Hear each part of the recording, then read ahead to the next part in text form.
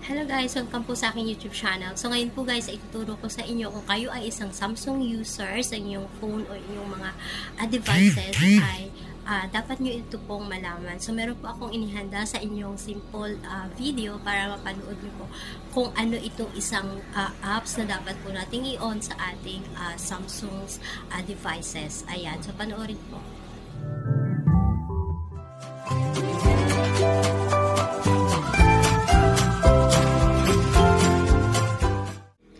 Guys, kung nakikita niyo po sa aking likod, ayan, meron po tayong smiley, tapos sabi niyang good, tapos optimize. So, tuturo ko po sa inyo kung bakit kailangan po natin itong i-on sa ating mga Samsung devices.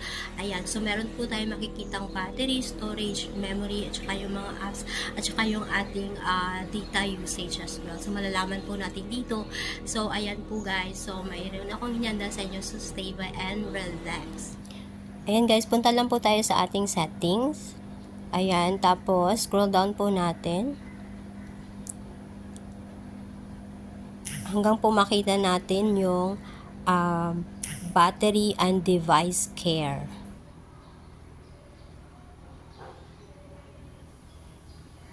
Ayan po siya. Pindutin po yan natin. Kung ano po yung makita, ayan. Ayan po, great.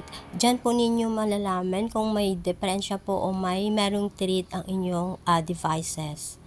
Ayan. So, ito po yung protection. Pwede po natin itong i-on. Ayan. Sundan lang po natin.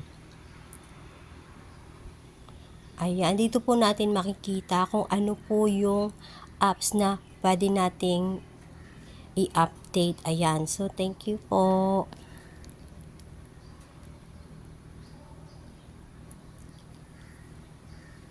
Yan, basahin po natin para maintindihan po natin ng maigi. Ganyan lang po kadali.